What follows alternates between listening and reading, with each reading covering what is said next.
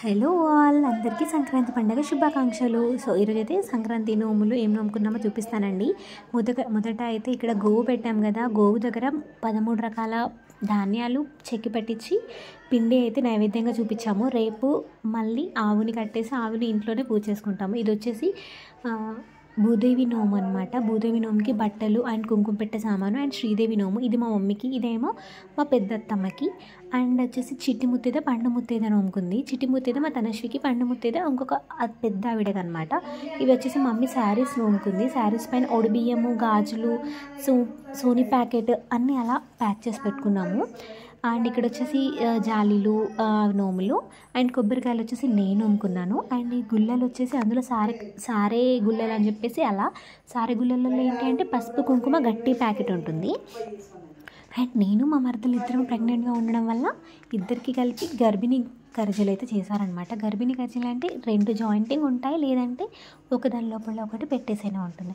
So ఇక్కడ mummy అయితే first దేవుడికి అయితే నోము అయితే చూపించుకుంటుంది.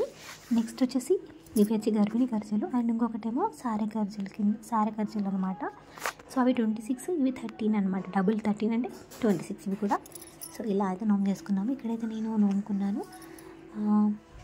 ఆవుకైతే పూజ చేసుకున్నాను, గౌరమ్మకి, గణపతికి, లక్ష్మీదేవికి అందరికీ పూజ చేసుకున్న తర్వాత వాయనం అయితే పెట్టేసాము అనమాట. గౌరమ్మకు వాయనం ఇచ్చిన తర్వాత నెక్స్ట్ వచ్చేసి మా మరదలు నోముకుంటుంది. ఇందులోనే మా మరదలి నోము కూడా ఉండింది. సో ఒకరి తర్వాత ఒకరు పూజ కంప్లీట్ చేసుకొని అందరం అయితే నోము అయితే పెట్టేసాము. రేపు వచ్చేసి కనుమ పండుగ ఉంది, కనుమ నోము కూడా ఉంటుంది. తప్పకుండా అది కూడా వీడియో చూడండి. అండ్ తర్వాత వచ్చేసి అన్ని దేవుళ్ళకి పూలు పెట్టేసాను. ఇది నానోము కదా, కొబ్బరికాయలు అండ్ సారె గరిజలు అండ్ సారె గుల్లలు. సో ఇలా అనమాట. నెక్స్ట్ హారతి ఇచ్చేసుకొని నైవేద్యం పెట్టుకున్న తర్వాత ఒకరికొకరం అయితే నోమించుకున్నాము.